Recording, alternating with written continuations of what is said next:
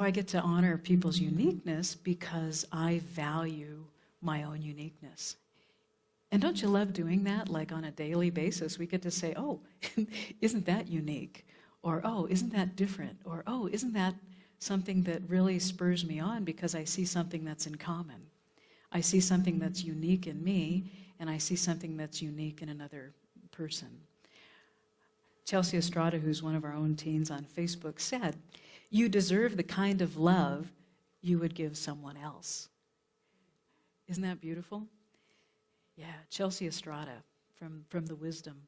And aren't we all unique? And sometimes that contrast provides us that enthusiasm, that energy to have that be grist for the mill, or to know that whatever, if it gets a little gritty sometimes, whether we get a report from a doctor, whether we get a report from a financial institution, whether we get a report from a spouse or our fifth husband, or or our teenagers that say, "Oh, you don't listen," or whatever that is, or that neighbor who says, "Be quiet, you're up too late," where we can realize that, yeah, we all have our own unique paths and our own unique expressions. And years ago, John Grinder, it's one of my favorite quotes, and he's one of the co-founders of neurolinguistic programming, and years ago, I had a training with him, and I don't know if he made it up or if he was just quoting somebody else, but he said that conflict doesn't come from people being different. Conflict comes from trying to make everyone be the same. And we're unique. We're not all the same. So we get to appreciate our uniqueness. All the 100 folks I was sharing some time with, and all, we got to appreciate our own qualities, and knowing that we all have within us those beautiful qualities, and that we can appreciate the harmony that comes from that. So we have the unique qualities that we can share and we can shine. Can you imagine at the Dalai Lama, they saying to the Dalai Lama, "Well, you're not like Buddha." Can you imagine going up to him and saying, "Well, you're not like them"? Or to Celine Dion, "Well, you're not like Barbra Streisand." Or to Robert Redford, he's got that movie out, and, "Well, you're not like Paul Newman." Or even Rumi, the poet, "You're not like Khalil Gibran." And then we can all appreciate what each and every one of us bring to the table. And it's delicious.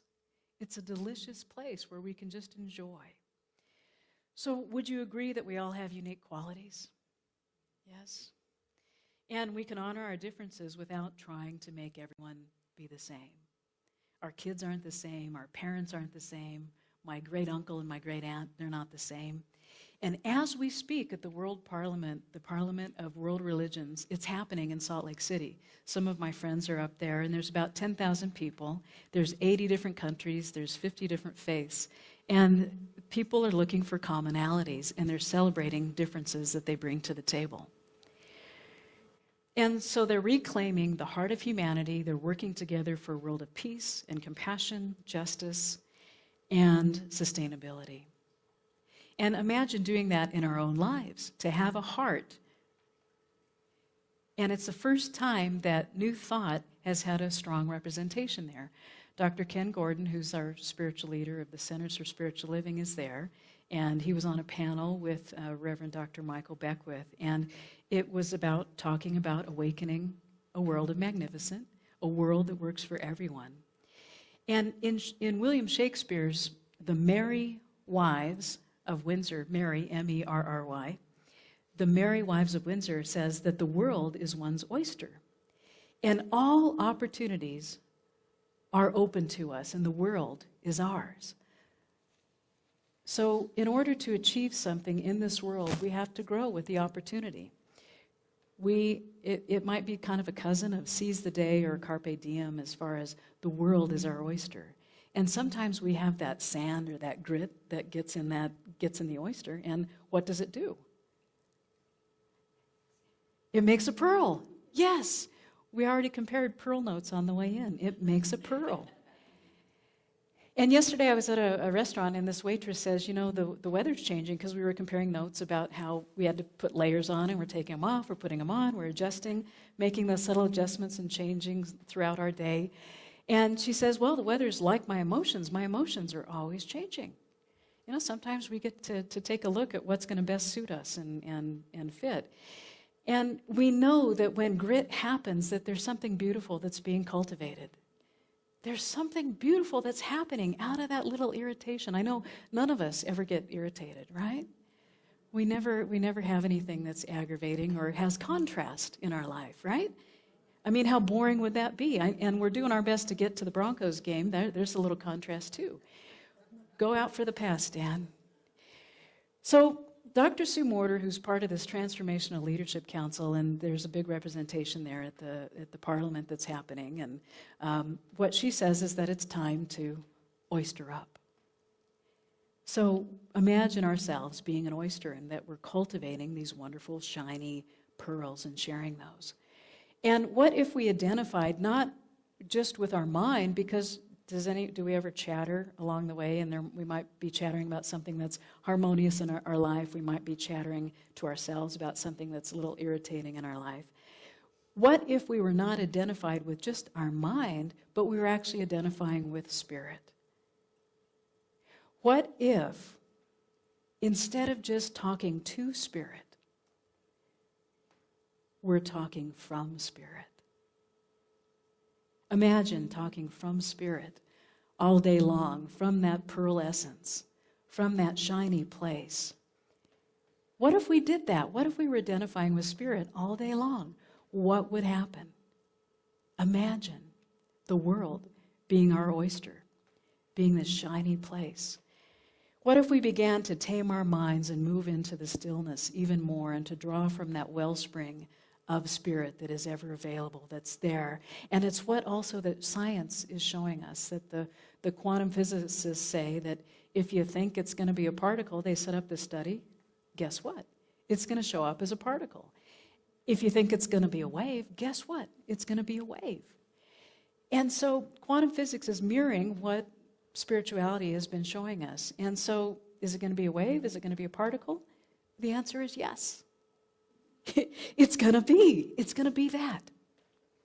So it proves that we get what we're looking for, and then what we get to do is take responsibility for what we're looking for, and we may not want everything to be same plain vanilla. We may want to have 31 plus flavors. We may want to go to Cold Stone and create our own brand new flavor because we're all unique, right? We're all unique. And so the idea that we're separate no longer is workable, because this world that we're experiencing has separation in it that says that we might be missing something, we might be broken, we might be, something might be wrong. And imagine going through life looking for something that is broken, missing, and wrong. And so as long as we're looking for that, we're going to continue to validate that. And what we know is that there really is beauty and that there really is heaven on earth, especially here on Paradise Boulevard. It's happening, and it's kind of like this candy store. We get to notice that we're really in a candy store, that we're really at a smorgasbord, and that what we're bringing to the table is something that's delicious. What we're bringing to the table is something that's when we train our minds more to be in that divine essence, or to be seated in that divine essence, the presence there. As Dr. Ernest Holmes says, it doesn't need to really be hard. Life doesn't really need to be hard. It doesn't need to be from this place of being separate, or that I'm not enough, or that something is broken, missing, or wrong.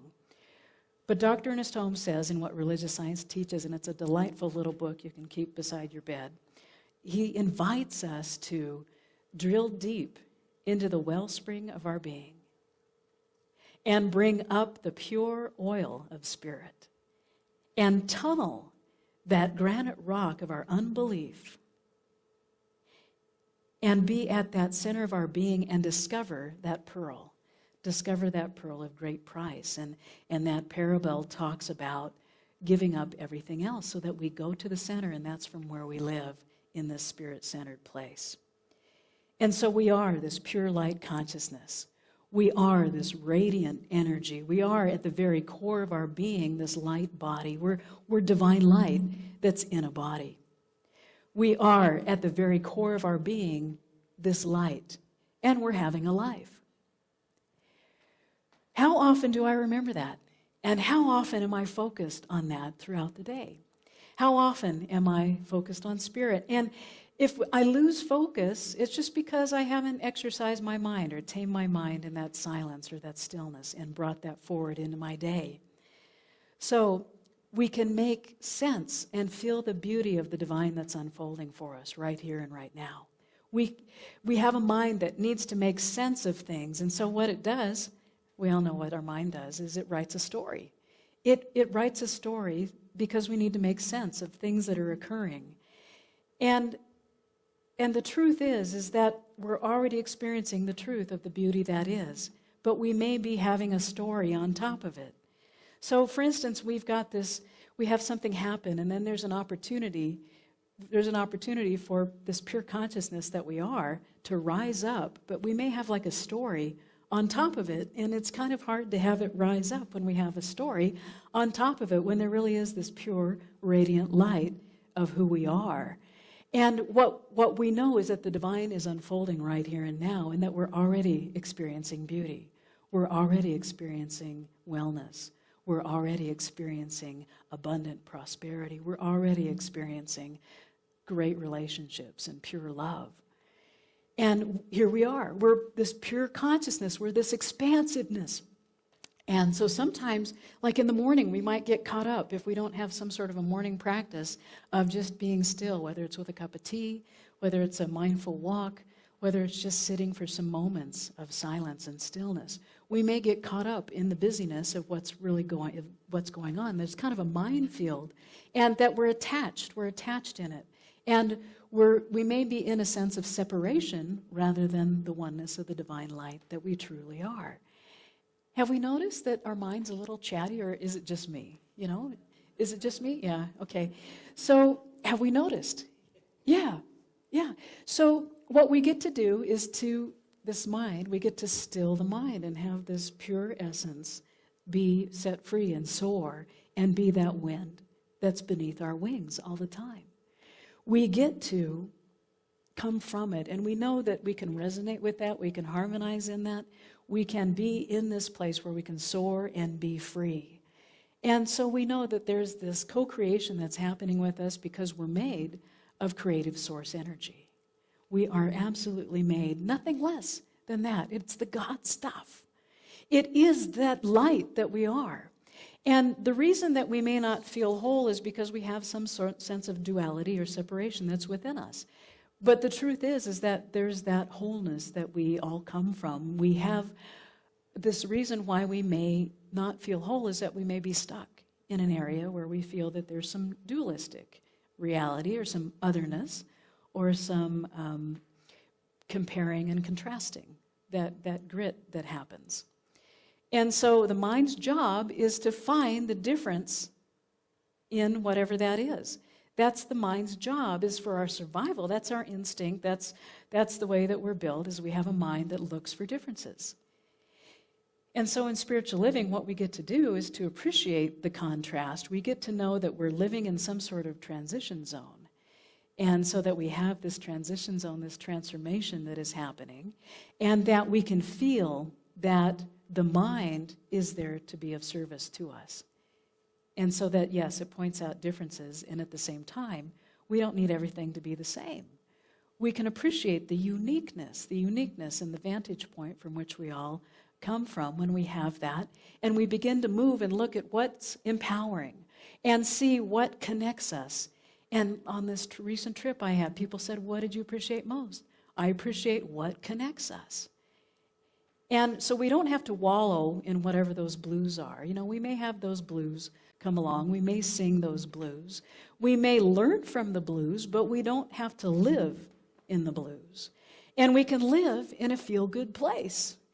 We can live in a place that's harmonizing, and that to realize that it's easy enough and we don't have to have life be so hard. And so I have this body, and it really I'm filled with this light, this love, this pure essence, this divine consciousness. And so I can bring all my faculties of this creative source to everything that I do. And so really what we're here to do is to wake up to the real us, to wake up to the real you.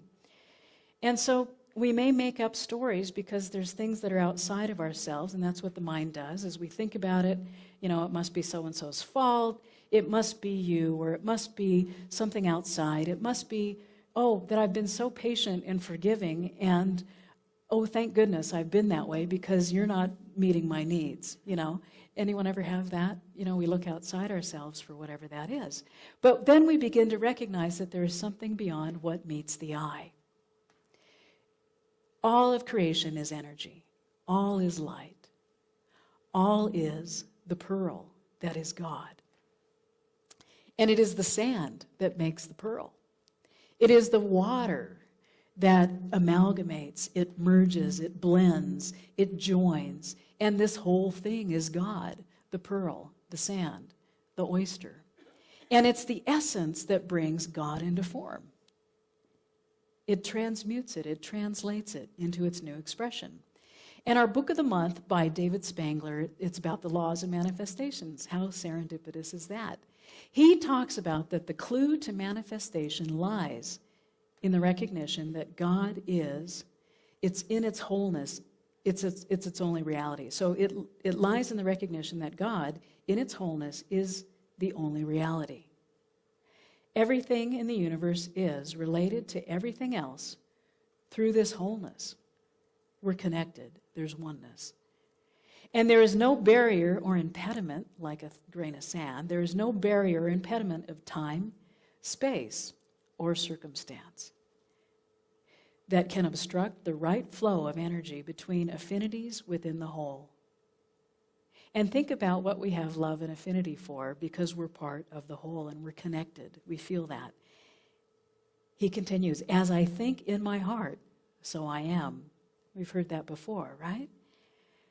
So I create my world, attract my environment like the oyster, manifest being in relationship to the whole. Because God is all there is. It's all God. So we can have an experience of that big curriculum, and some of us may choose bigger curriculum than other curriculums. We may say it looks like that boss again, or it looks like the kids again that they're not listening, or it looks like parents that don't understand us, or it looks like neighbors that may be interruptive, or it looks like that fourth wife didn't understand you either. I don't know. But all of that is who we've come here, and we're here. And so if we stop resisting what looks like an impediment, if we stop resisting that impediment, which irritates, right? Then if we stop giving it energy, then we can start benefiting from it. Yes, we can start benefiting. And so our topic today, it says, don't say can't. Don't just stop at the impediment which we resist. We can move from I can't, maybe even to I won't. And then we can move from I won't to I can. And then from I can, we can move to I will, because we all have choice. And then from that place, we can say, I'm moving as an I am. I am moving as spiritual qualities. I am moving as this pure light essence at the very core of core and heart of hearts. We can recognize our uniqueness and the uniqueness of all. There is this allness and this oneness. And can we see through to whatever situation? Can I see through this situation to pull up my mind and my body and my breath together, to pull it all those resources together, all those faculties that I have to know ourselves as spirit? To know myself as spirit in no matter what the situation is. Can I feel that I am spirit when I'm in it? When I'm in it, can I feel that I am spirit? That's the key. That's how we come home. We have that deep wisdom center which opens and it activates this heart. We have this heart which is love. It is the truth of who we are. It is the radiant, vibrant energy, the divine energy. And we can stop thinking about things that may be beating us down. We can start thinking about this pure consciousness and not have anything look like a battlefield in our life. Have it look like a playground. Because that's how it's meant to be, and that we have enough presence. We have the power to ascend whatever those circumstances are, to move up through that wisdom that fuels our heart, that fuels our mind, that fuels our soul and our spirit, and knowing that we're at the threshold of whatever the grand unfoldment is in our life. We're at that threshold, and that we can ascend in that. And even though that mind might live in duality, whether to keep us safe for survival, it could be that we don't need to be kept so safe, but we need to be set free. So once we're free, we experience ourselves as this divine light. And I am knowing this physically, I'm knowing this emotionally, like those weather changes. We're knowing that we have those emotions that move in and throughout and how we express. And rather than, in some places in our culture, we may be depressed, and the opposite of that may be being expressed. So that as we become less depressed by whatever those impediments are, we get to be more fully expressed in that creative source energy of who we are. And I awaken to the truth of who I am, and I can bathe as this presence. I bathe and I bask in that presence and power. And how do we know that we're making progress? How do we know? What if we find ourselves relaxing a bit more? What if we find ourselves revealing and unfolding in this grand unfoldment? What if we know that even in those same situations that there's possibility, that there's expression, there's that expression in the oneness. And there's a song that I love, and it says, "What kept me sad was a story in my head of what I never had or what I never said. What helps me to be strong and free is knowing that God is all there is, and that it's just a thought away." So we're oystering up. We're just knowing that there's the pearl that is being cultivated, that it just shines. It is its nature. It's a natural process. It's a natural progression. And there was a time when I was getting ready to go facilitate a retreat, and I was getting ready to turn off my cell phone, and it was a weekend retreat. I'm up on the side of this hill. It's beautiful. Has a labyrinth at the top, and it's gorgeous. And a lot of us had driven there to be there and had put our luggage in the cabins, and we were all ready. We were getting ready to meet in the big hall. And I was getting ready to help out, do our thing, and facilitate. And before I turned my cell phone off, I checked my email. Have you ever done that? You check an email, and it's like, I don't really need to read my email right now, but that's what we do, right? I checked my email. I wasn't checking Facebook or text, but I checked my email one last time before I turned it off.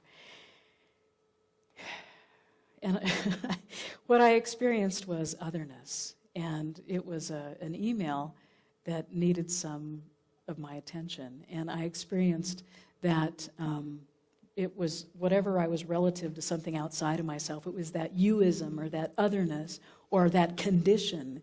And I went on this retreat, and what I needed to do is before I had like 15 minutes to get up and talk with folks, and I needed to get back to my essential self after reading this email.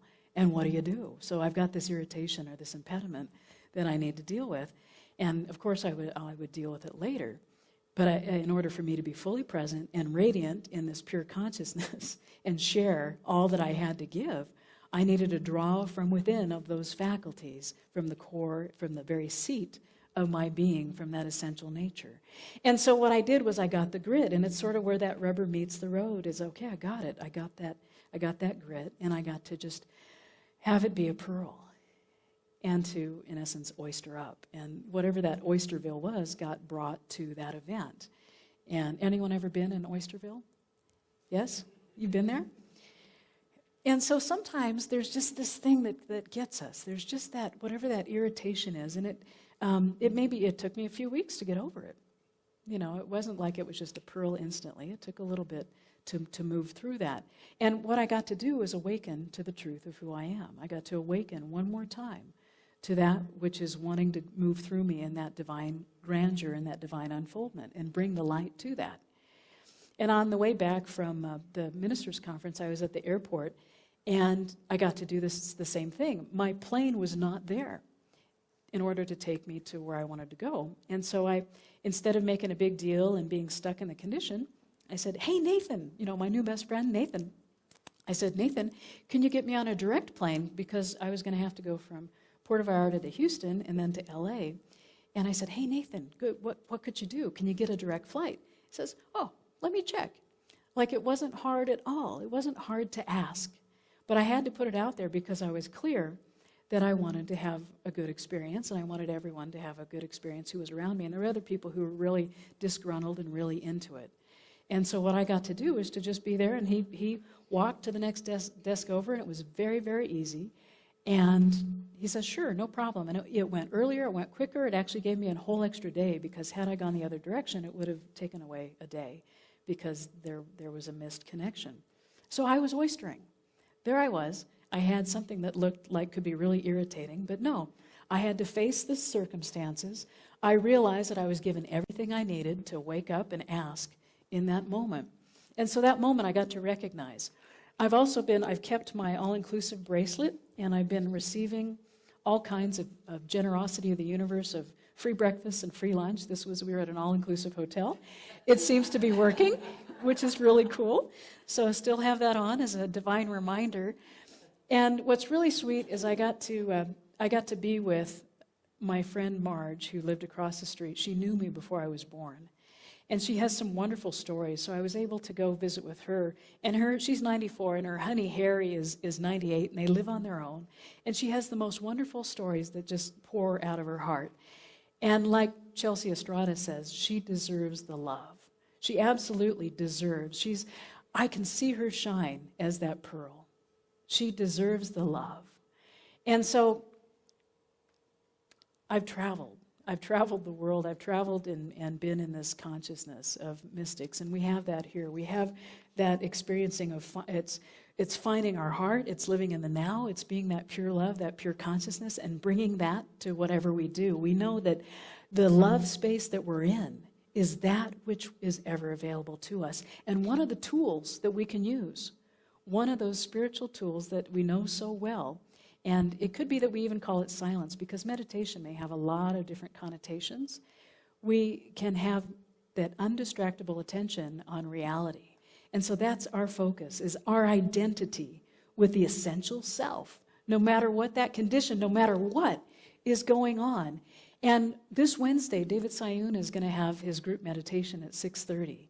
And if you want to up-level, if you want to turn up the volume and amplify that undistractable attention, it's going to awaken our awareness. It's that world of self-realization in this awakening our magnificence in a world that works for everyone. Meditation stills the mind. It increases our capacity to intuitively accept this divine guidance. We know that it's opening up our heart's desire to serve as a beneficial presence. So we're presencing love. That's what we're up to. We're presencing joy. We're presencing that compassion of who we are. And I invite us to now just take a deep breath in, and just take a deep breath and be this presence of who we are, and know that there's the consciousness within us that nourishes the light, that knowing that our mind and our heart and our bodies working together, that we can absolutely love the space that we're in. And so I invite us to just take a deep space and a deep breath and be in this space and just allow this Spirit to love through us. We allow the Spirit to awaken and to illuminate and to activate this divine energy that is within us. So I know that you deserve the kind of love that you would give someone else, and that we're all connected and that we're all in this beautiful journey together. So thank you. You are a great love of my life. And I invite us to turn within and know that we are in this moment of celebration of this radiant life, of this vibrant energy. And it is activated as this infinite presence and power that knows itself even more fully, in, through, as, and all around us. It is everywhere present. It is omnipotent. It is the pure potentiality and so many possibilities which are unfolding in a grand unfolding way. It is that which is filled with grace, with ease, with gratitude, with appreciation of the love of life. And I know that I'm in this unified field of connection. There is oneness as I identify myself even more with that which is the nature within me, which unfolds itself beautifully, knowing that there is that which is encircled and enfolded in my life. And I know that each and every individual here is absolutely a blessing and brings peace and compassion and gratitude and this beautiful place of flow, so that there is that which is expressed from this creative source energy, and it is that which is the resourcefulness and wholeness in this realm of wholeness, in this new dimension that is so beautiful and true and good. So in this alignment of this path, I know that this path is made straight and that there is wholeness along the way, that there is the harmonizing presence and essence which is ever available and flows as me. So I'm grateful for this time together to celebrate the nature, the true nature of who we are and all of its beatitude, and knowing that there is plenty. There is a plenitude and an infinitude of who we are already happening right now. And so I release this word into the creative medium, knowing that it is in the flow, fully expressed in a divine way. And so be it, and so it is.